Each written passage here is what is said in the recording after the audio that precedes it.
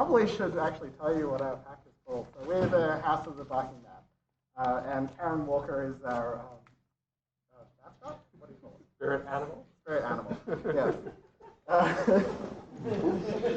So it's basically hey, would you drink rum, vodka, gin, or suck the alcohol out of the deodorant stick? If you select D, you're barking man. Basically, so today's workshop is going to be about packs and pack dynamics. So, we're going to explain what we are and all the rest of it. But firstly, before getting into it, I do want to state one thing. There is no right or wrong way to do pup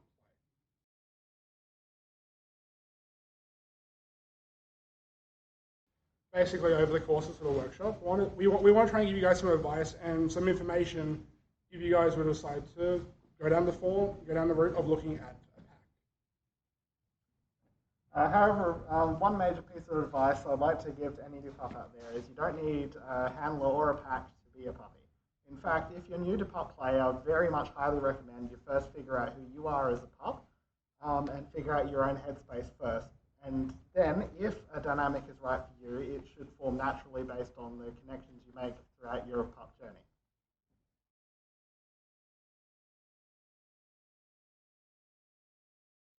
So basically, a pack can be a group of friends, a family, not biological family, but Some family. yeah, it might be friends, it might be family, it might be a romantic relationship you have, or it might be all three.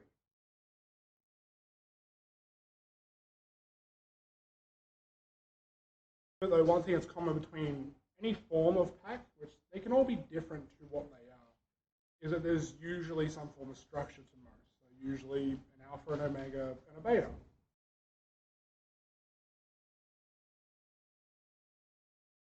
But I want to ask you guys, because you guys look bored shitless. So how would you describe an alpha? A leader. A leader. Anyone else? Teacher. A teacher?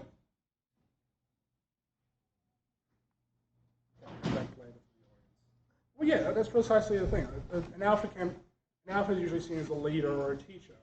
Or I guess a good analogy to put it is you could compare them to like a CEO of a business.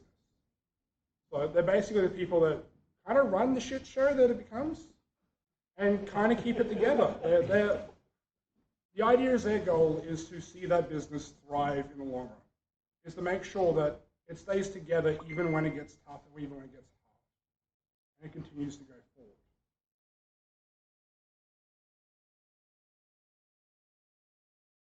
What's the idea of a beta to you guys?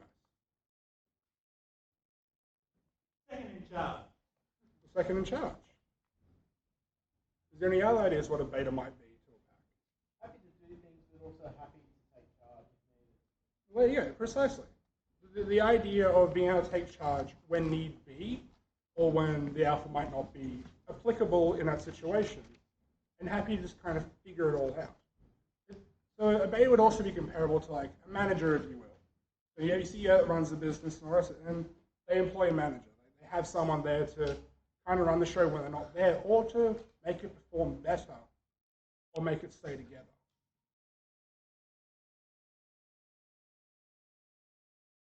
Give me an idea what an omega might be. Or words that you'd associate with an omega. Just so silent. No question. Yes. And both of those are technically right.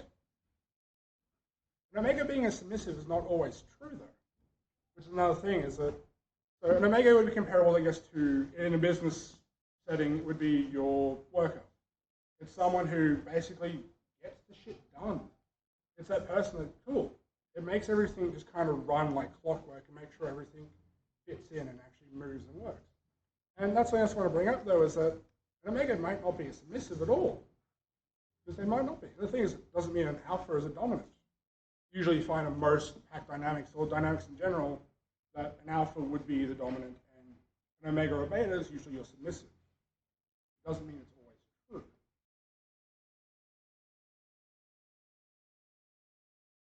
And that's the thing as well, though, is that I want to point out that pup play originates from the leather community. And the thing is, though, is that the way pup play works with its dynamics isn't always the same way it works in the leather setting. You know? It's not one-to-one a dom-sub relationship, because it's not. With myself and my alpha, I give him a lot of the control, but if I don't want to give him that control, I'm not required to, because that's not how a lot of pup play you find. Actually, it is, but it isn't. It's very on and off, if that makes sense.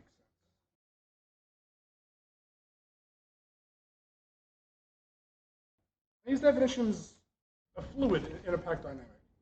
They change with time. They become more complicated. There are even examples of a tree dynamic, if you will, where an omega might be an omega in one pack, but he might be an alpha in another pack. And they're all right ways to do this sort of dynamic.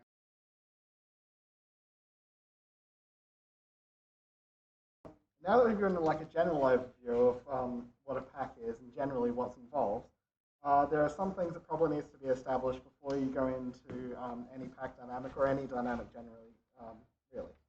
So the first one might sound silly and obvious, but the most important thing is that everyone must be aware that they're actually a part of the dynamic. There has been cases in the past where one person has decided they're part of this dynamic without the other person knowing, and then started to tell people, which led to some really interesting conversations. This is actually quite common, especially with new people to any scene who might just be a little bit too eager and not aware of how things.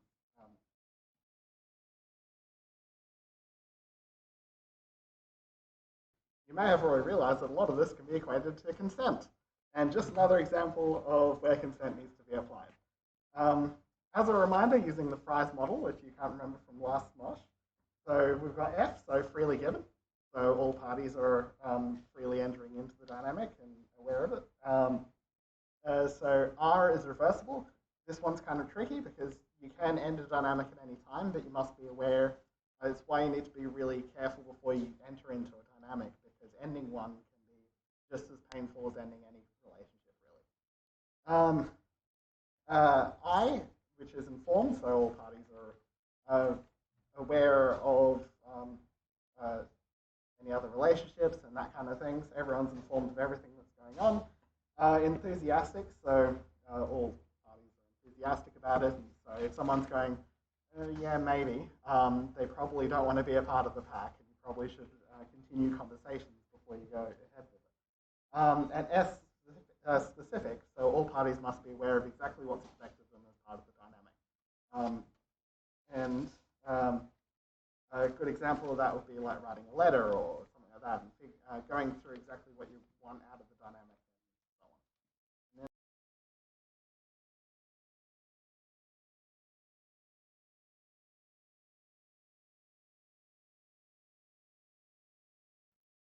Now, this is somewhat more of a touchy thing, as more importantly, you should never go up and touch someone's collar or chain around their necks without first asking, as they may have an emotional attachment and can be quite emotionally scarred by you doing this.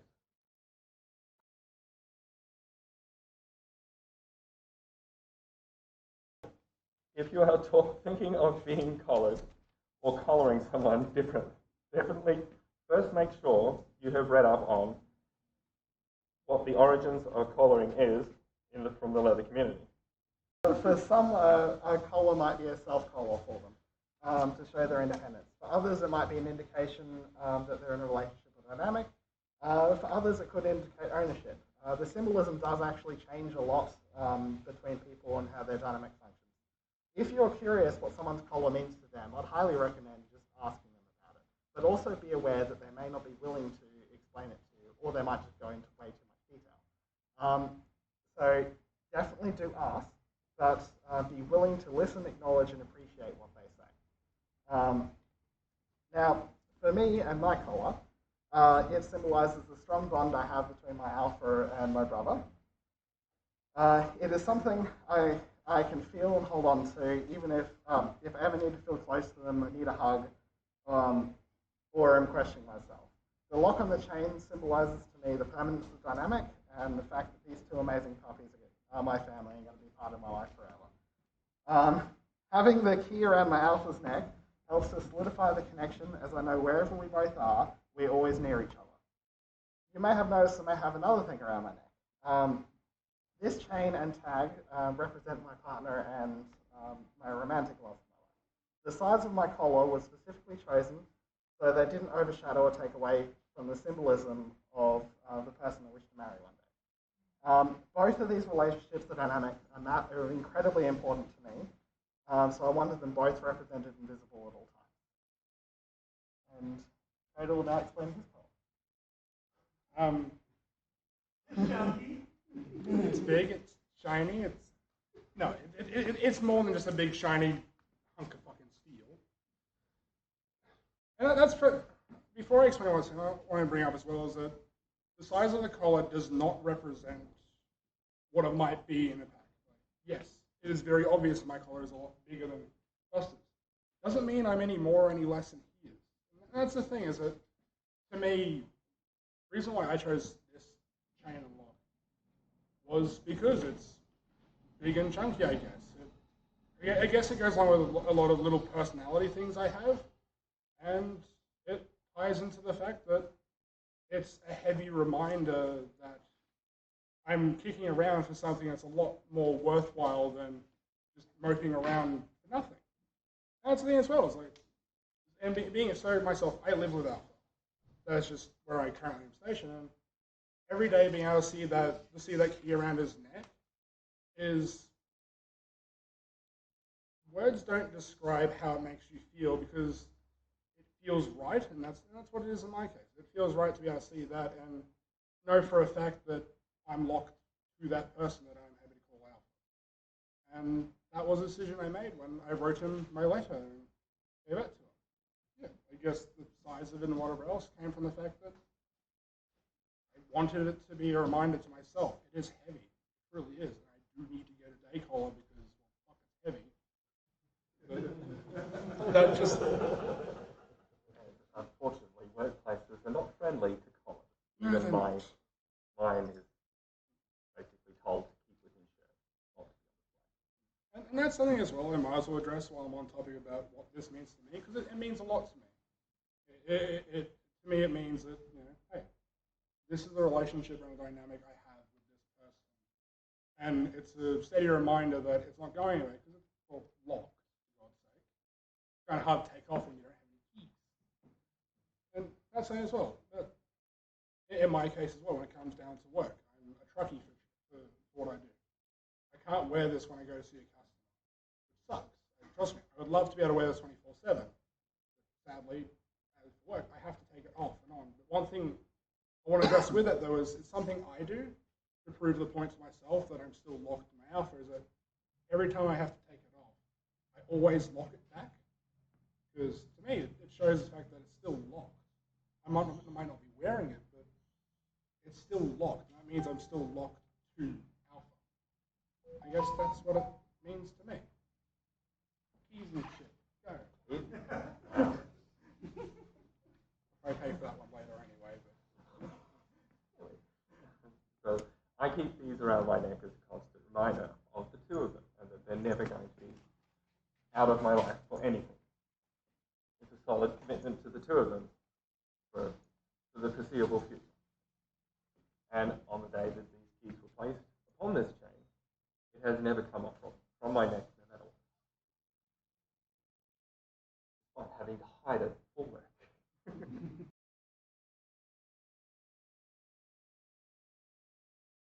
So basically how it came to be. The easiest way to sum it up is that, well, yes, myself and Alfred, and even Buster and Alfred, it's very much there was a friendship formed. And that friendship just kind of grew. It came to the point where myself and Buster, from what I know, is that we started viewing Alpha. So as you guys might know him as DJ. Plus we know him as Alpha. We'll probably refer to him a lot as Alpha. Well, precisely. Yeah. And that's the thing, is that we saw him more than just a friend. We didn't see a romantic relationship or whatever else, and that might be the case for some pups. But to us, he became Alpha because we saw this person that was happy to take care of us, happy to lead us, happy to be there for us, and frankly, doesn't ask for fuck all back, which I don't agree with some days, but And it all evolved naturally as well. Like, there just came a point, like, basically this is more than just friendship type thing. I basically saw myself as a puppy, not as an alpha. And it wasn't until the two of them came to me and asked me to take that as the place as their alpha. And subsequent letters were written. It took months to write the letters as well. Yeah, Both of us thought very carefully about writing the letter, and then when we handed it over, it took even longer for them to read it, and then we had big discussion about it all and everything in the letter before.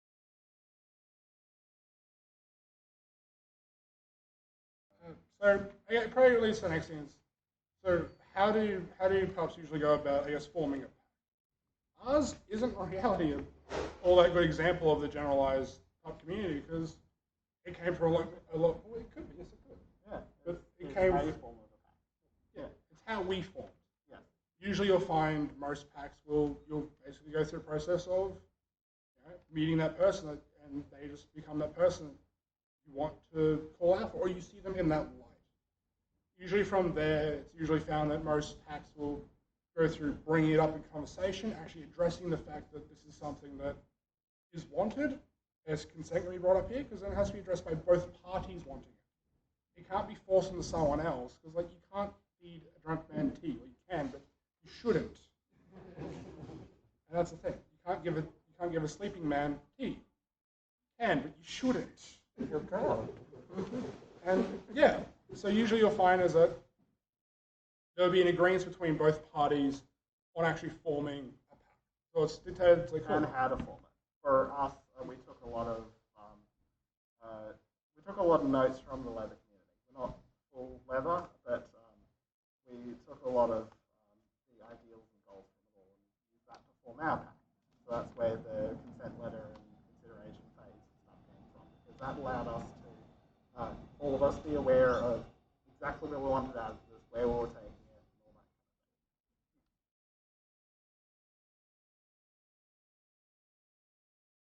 kind of thing. Cool. So let's say you're writing consideration.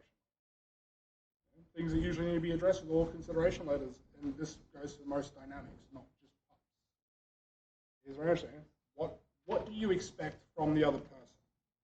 Because if you don't give them the idea of what they're meant to do, then how the fuck are they meant to do it? Why you feel like this dynamic is worth the effort. Basically things that are red. So what's non-negotiable deal breakers that if they were to happen as an immediate, no, this isn't happening anymore. Address those, because they're good to know. What do you bring to the table, and what do you require from this dynamic to make it work? You can think of it as a job application. It's a lot more emotional. Yeah. And what do you want from the thing? What do you want to bring to it? Yeah. Why you're a good fit? Why you think they're a good fit? That kind of thing.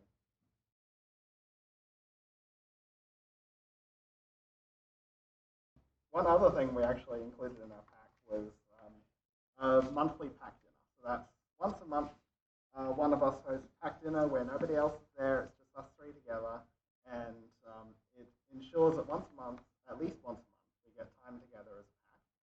And it's a good place to bring up anything we've been thinking, and Any complaints, anything that's bothering each other about each other. it becomes a safe space to discuss all of